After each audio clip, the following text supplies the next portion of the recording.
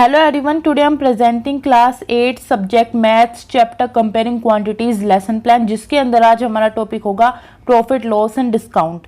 अगर आपको बच्चों को ये टॉपिक पढ़ाना है कि प्रॉफिट क्या होता है, लॉस क्या होता है, डिस्काउंट क्या होता है, इनके फॉर्मूलेज क्या क्या होते हैं, कैसे हम इनसे क्वेश्चन सॉल्व करते हैं, वो सब, तो उसको लेके आप कैसे एक लेसन प्लान प्रिपेयर कर सकते हैं मैथ्स का, ये मैं आपको इस वीडियो के हेल्प से बताऊंगी।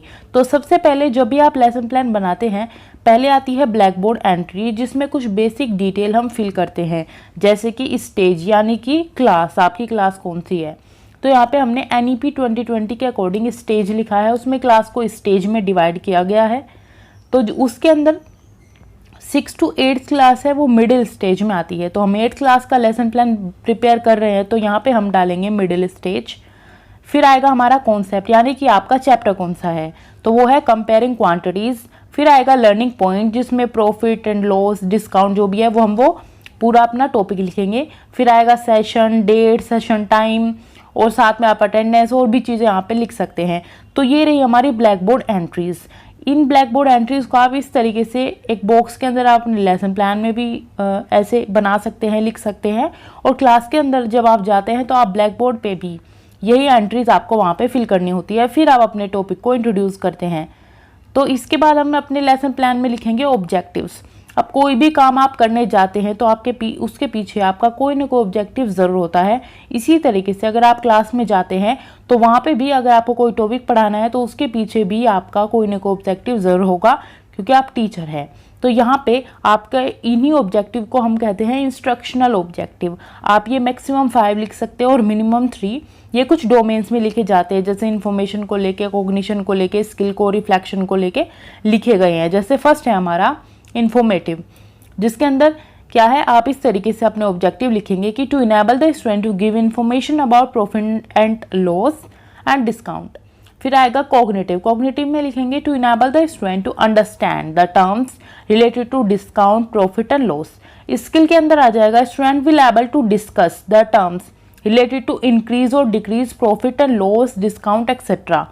फिर रिफ्लेक्टिव में आ जाएगा student will able to tell about and think about where we need concept of discount, profit and loss in their daily life. तो ये सब हुए हमारे ऑब्जेक्टिव। इसके बाद आती है टीचिंग लर्निंग स्ट्रैटेजीज, यानी कि वो अप्रोच, मेथड, टेक्निक्स जो हमारे लेसन प्लान को इफेक्टिव और इंगेजिंग बनाती हो, वो सब आप यहाँ पे मेंशन करेंगे। जैसे अप्रोचेज होगी हमारी humanistic, constructive, naturalistic. And method आप कौन से यूज़ कर सकते हैं टॉपिक को पढ़ाने के लिए, ऑब्जर्वेशन, डिस्कशन, प्रेजेंटेशन। टेक्निक्स आपके हो सकते हैं question answer, discussion in group of peers, तो ये सब। इसके बाद आपके आते हैं बिल्डिंग कनेक्शंस, यानी मेन जो आपका रियल टाइम प्लान है वो यहाँ से स्टार्ट होता है।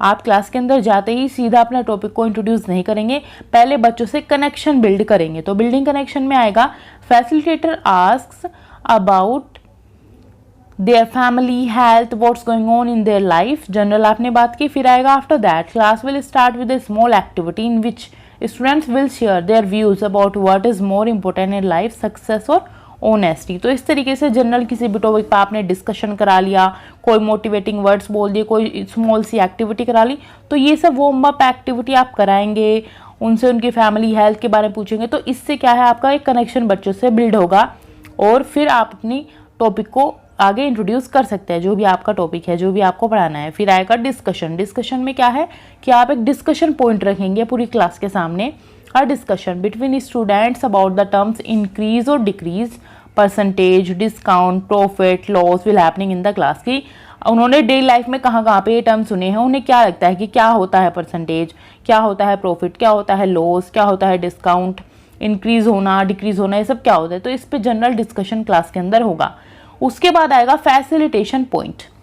यहाँ पे क्या होगा, facilitator explain the terms increase and decrease, percentage through illustration, कुछ इलस्ट्रेशंस की हेल्प से, कुछ पिक्चर्स, वीडियोस या जनरल डेली लाइफ के एग्जांपल्स की हेल्प से आप उन्हें बताएंगे परसेंटेज इंक्रीज होना, डिक्रीज होना क्या होता है, after getting different answers by the students, उन्हीं के आंसर को रिलेट करते हुए। After that facilitator explain about discount, profit and loss by using daily life examples. तो इस तरीके से आप अपने टॉपिक को पूरा पढ़ा देंगे, बच्चों को अच्छे से समझा देंगे। फिर आएंगे एक्सप्रेशंस, बच्चों के क्या एक्सप्रेशन रहेंगे। Now student will able to understand that in which condition profit and in which condition loss will occur, किस किस कंडीशन में क्या होता है। फिर now students will able to solve problems based on discount, profit and loss. फिर आएगा reflection. अब रिफ्लेक्शन क्या रहेंगे बच्चे के, अब उन्होंने टॉपिक को पढ़ा है और प्रॉब्लम्स भी सॉल्व कर रहे हैं उन टॉपिक पे लेके, जैसे डिस्काउंट को लेके, प्रॉफिट को लेके, लॉस को लेके। तो रिफ्लेक्शंस यहाँ पे क्या रहेंगे, तो यहाँ पे होगा students had to think about their own feelings and how they might be perceived, कितना उन्हें पता था, कैसे उन्होंने अचीव किया, कितना सीखा, ये सब उस पर वो रिफ्लेक्ट करेंगे। And the student will able to think where they need profit and loss and concept of discount in solving daily life problems and comparing quantities. उसके बाद आता है celebrations. Student will able to solve problems given by facilitator and it is a moment where they feel proud of themselves. ये तो ये सब होगा।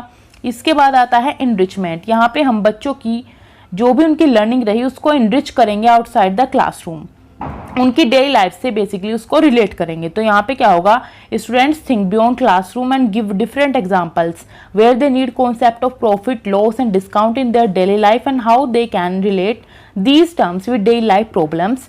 इसमें आप बच्चों को होमवर्क, कोई असाइनमेंट, एक्टिविटीज़ करने को दे सकते हैं जिसको वो घर से करके लेके आएंगे और जिससे वे टॉपिक को डेली लाइफ से रिलेट कर पाएंगे।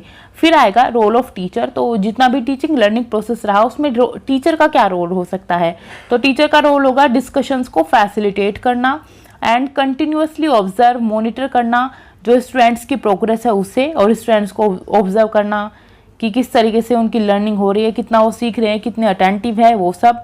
फिर आएगा role of student learner. Learner student का क्या रोल रहा है यहाँ पे, तो एक्टिव उनका पार्टिसिपेशन होना ज़रूरी है और जो डिस्कशन होगा वो फ्री हो, कोई भी बच्चा अपने व्यूज़ एक्सप्रेस कर पाए, वो बिल्कुल फ्री फील करे एंड गाइडेड डिस्कशन हो, जिस टॉपिक की हम बात करें उसी टॉपिक पर डिस्कशन हो। उसके बाद आती है सपोर्टिंग एक्टिविटीज़, यानी कि जो भी एक्टिविटीज़ हेल्पफुल रही, ऑब्जेक्ट्स, मटेरियल जो भी आपके इस टीचिंग लर्निंग प्रोसेस में, जैसे ब्लैक बोर्ड हुआ, डिस्कशन भी हेल्पफुल रहे, वीडियोस कुछ आपने शो की वो सब, कोई TLM आपने यूज़ किया, मॉडल चार्ट वगैरह, वो सब आप यहाँ पे मेंशन करेंगे। फिर आएगा टीचर्स रिमार्क और यहाँ पे हमारे लेसन प्लान की वीडियो कंप्लीट होती है। अगर आपको वीडियो अच्छी लगी है तो इसको लाइक करें, शेयर करें, चैनल को सब्सक्राइब करें। अगर आपको और वीडियोस देखनी है related to lesson plan, related to BEd, DLEd practical files, stories, assignment, तो आप चैनल पे जाके देख सकते हैं या फिर इसी वीडियो के डिस्क्रिप्शन में लिंक्स है, वहाँ पे भी जाके देख सकते हैं। Thanks for watching.